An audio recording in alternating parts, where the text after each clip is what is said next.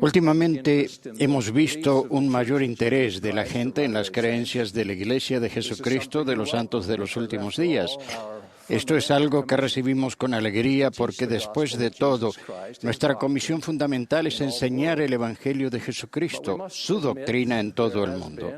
Pero debemos admitir que ha habido y aún existe cierta confusión en cuanto a nuestra doctrina y cómo está establecida. Este es el tema que deseo tratar hoy.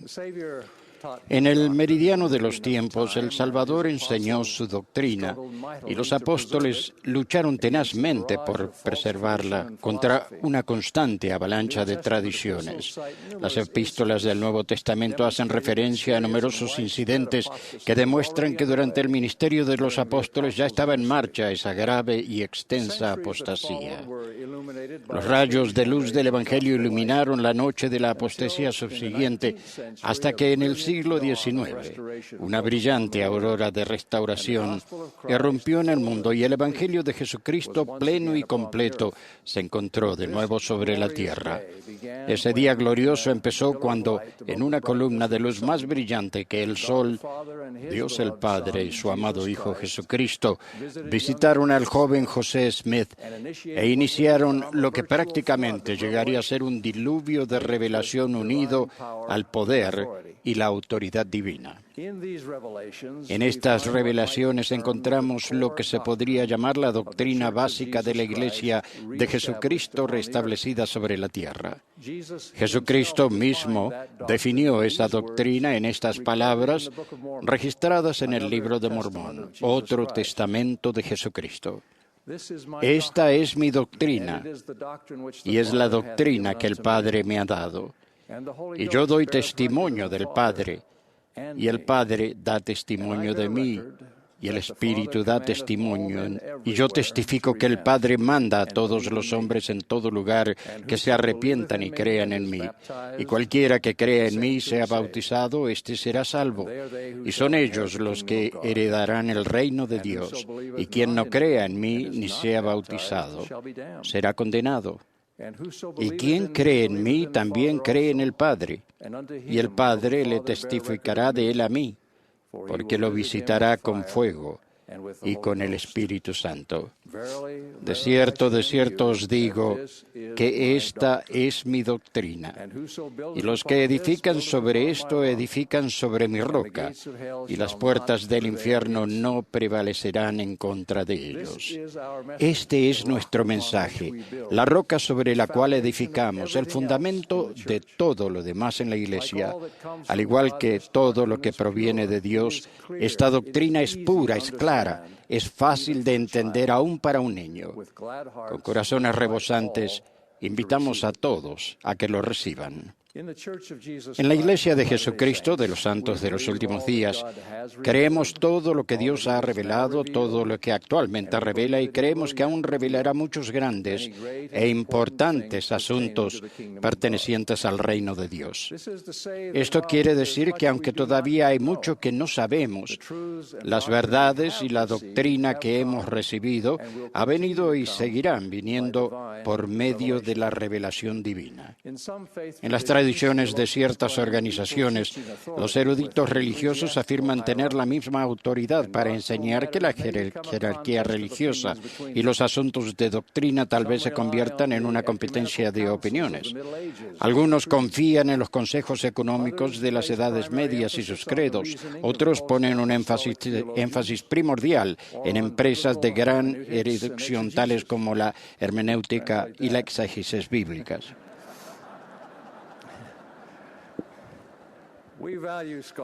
Valoramos la erudición que realza el entendimiento.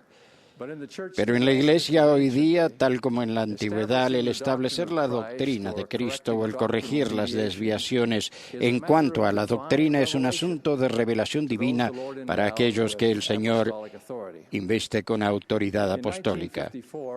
En 1954, el presidente J. Reuben Clark, consejero de la primera presidencia, habló sobre la forma en que se da a conocer la doctrina en la Iglesia y la función preeminente del presidente. presente. Refiriéndose a los miembros de la primera presidencia y del quórum de los 12, él declaró: debemos tener presente que a algunas de las autoridades generales se les ha asignado un llamamiento especial, poseen un don especial, son sostenidos como profetas, videntes y reveladores, lo cual les da un don especial espiritual en relación con la enseñanza de la gente. Ellos tienen el derecho, el poder y la autoridad de dar a conocer la mente y la voluntad de Dios a su pueblo, estando sujetos al poder y a la autoridad absolutos del presidente de la Iglesia. A otras autoridades generales no se les da ese don y esta autoridad especial y espiritual con respecto a su enseñanza. Ellos tienen una limitación consiguiente, y dicha limitación en su poder y autoridad en la enseñanza se aplica a cualquier otro oficial y miembro de la Iglesia, ya que ninguno de ellos está espiritualmente investido como profeta, vidente y revelador. Más aún, como se ha indicado, el presidente de la Iglesia tiene además un don espiritual en este respecto, ya que él es el profeta, vidente y revelador para toda la Iglesia. ¿En qué forma revela el Salvador su voluntad y doctrina a los profetas, videntes y reveladores? ¿Podrá actuar por medio de un mensajero o por su propia persona? ¿Podrá hablar por su propia voz o por la voz del Santo Espíritu? Una comunicación de espíritu a espíritu que se puede expresar con palabras o sentimientos que transmiten entendimiento más allá de las palabras. Él podrá dirigirse a sus siervos individualmente o actuando en consejo. Cito dos ilustraciones del Nuevo Testamento. La primera fue una revelación dirigida a la cabeza de la Iglesia. En la primera parte del libro de Hechos vemos que los apóstoles de Cristo declaraban el mensaje del Evangelio solo a los judíos, siguiendo el modelo de Jesús. Ahora bien, en el horario del Señor había llegado el tiempo para un cambio. Pedro, que se encontraba en Jope, tuvo un sueño que se repitió 3 veces. Vio una variedad de animales que eran bajados del cielo a la tierra en un gran lienzo atado de los 4 cabos, y se le mandó: mata y come. Pedro se mostró renuente porque él nunca había comido cosa inmunda bajo la ley de Moisés. Y el Señor le dijo a Pedro: lo que Dios ha limpiado, no lo llames tú común. El significado de ese sueño se esclareció cuando poco después varios hombres enviados por el centurión romano Cornelio llegaron a la casa de Pedro con la petición de que fueran a enseñar a su amo. Cornelio había llamado a un grupo de parientes y amigos, y al encontrarlos ansiosos de recibir su mensaje, Pedro dijo: Dios me ha mostrado que a ningún hombre llame común o inmundo. En verdad comprendo que Dios no hace acepción de personas, sino que en toda nación se agrada del que le teme y hace lo justo. Mientras aún hablaba Pedro estas palabras, el Espíritu Santo cayó sobre todos los que oían el mensaje, y aquellos que acompañaban a Pedro se quedaron atónitos de que también sobre los gentiles se derramase el don del Espíritu Santo. Entonces respondió Pedro: ¿acaso puede alguno impedir el agua para que no sean bautizados estos que han recibido el Espíritu Santo también como nosotros? Mediante esta experiencia y revelación dada a Pedro, el Señor modificó la práctica de la Iglesia y reveló a sus discípulos una comprensión más completa, y de ese modo se extendió la predicación del Evangelio para abarcar a toda la humanidad. Más adelante, en el libro de Hechos, encontramos otro ejemplo un tanto similar, mostrando cómo la revelación sobre asuntos de doctrina se puede recibir en el entorno de un consejo. Surgió una contienda en cuanto a si la circuncisión que se exigía bajo la ley de Moisés debía prolongarse como un mandamiento del Evangelio. Entonces se reunieron los apóstoles y los ancianos para examinar este asunto. El registro que tenemos de este consejo ciertamente está incompleto, pero se nos dice que después de mucha discusión, Pedro, el apóstol de mayor antigüedad, se puso de pie y declaró lo que el Espíritu Santo le había confirmado. Recordó al consejo que cuando se empezó a predicar el Evangelio a los gentiles no circuncidados en la casa de de Cornelio, ellos habían recibido el Espíritu Santo, al igual que los conversos judíos circuncidados. Dios, dijo él, ninguna diferencia hizo entre nosotros y ellos, purificando por la fe sus corazones. Ahora pues, ¿por qué tentáis a Dios poniendo sobre la cerviz de los discípulos un yugo que ni nuestros padres ni nosotros hemos podido llevar? Antes bien, creemos que por la gracia del Señor seremos salvos, al igual que ellos.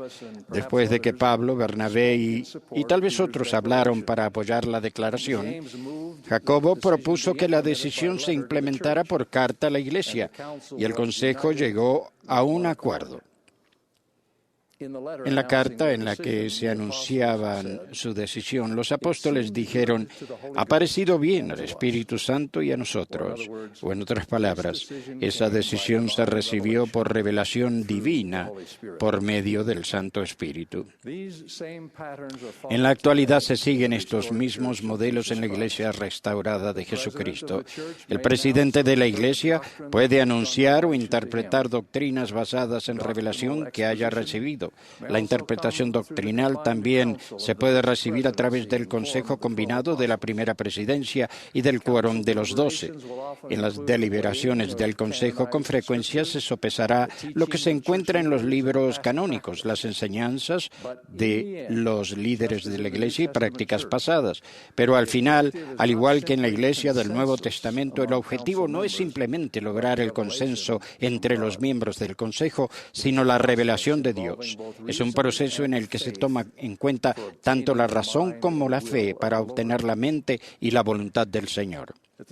Al mismo tiempo, se debe recordar que no toda declaración que haya hecho un líder de la Iglesia, pasado o presente, necesariamente constituye doctrina. Comúnmente se da por entendido en la Iglesia que una declaración que haga un líder en alguna ocasión suele representar una opinión personal que, aunque bien pensada, no quiere decir que sea oficial o vinculante para toda la Iglesia.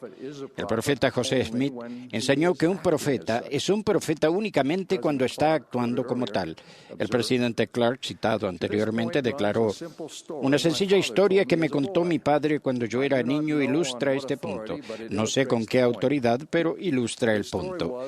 Su historia fue que durante la agitación ocasionada por la llegada del ejército de Johnston, el hermano Brigham predicó en una reunión por la mañana un sermón lleno de despecho al ejército que se aproximaba, declarando la intención de oponerse a ellos y expulsarlos. En la reunión de la tarde se puso de pie y dijo que Brigham Young había hablado en la mañana, pero que el Señor ahora iba a hablar. Entonces pronunció un discurso en el ritmo del cual fue lo opuesto del discurso de la mañana.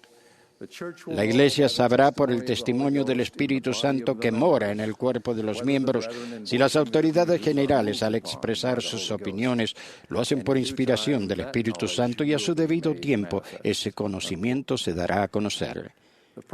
El profeta José Smith confirmó la función central del Salvador en nuestra doctrina en una frase definitiva. Los principios fundamentales de nuestra religión son el testimonio de los apóstoles y de los profetas concernientes a Jesucristo, que murió, fue sepultado, se levantó al tercer día y ascendió a los cielos, y todas las otras cosas que pertenecen a nuestra religión son únicamente apéndices de eso. El testimonio de José Smith acerca de Jesucristo es que Él vive, porque lo vio, sí, a la diestra de Dios, y oyó la voz testificar que Él es el unigénito del Padre. Suplico a todos los que oigan o lean este mensaje que procuren ese mismo testimonio del divino carácter de la expiación y de la resurrección de Jesucristo. Acepten su doctrina mediante el arrepentimiento, el bautismo, y reciban el don del Espíritu Santo, y luego, a lo largo de su vida, sigan las leyes y los convenios del Evangelio de Jesucristo. Al acercarse nuestra celebración del día de la Pascua, expreso mi propio testimonio de que Jesús de Nazaret fue y es el Hijo de Dios, el mismo Mesías de las profecías antiguas. Él es el Cristo que sufrió en Getsemaní, que murió en la cruz y fue sepultado, y quien de verdad se levantó de nuevo el tercer día. Él es el Señor resucitado, mediante quien todos seremos resucitados y por medio de quien todos los que deseen podrán ser redimidos y exaltados en su reino celestial. Esta es nuestra doctrina, corroborando todos los testamentos anteriores de Jesucristo y pronunciados de nuevo para nuestro propio tiempo, en el nombre de Jesucristo. Amén.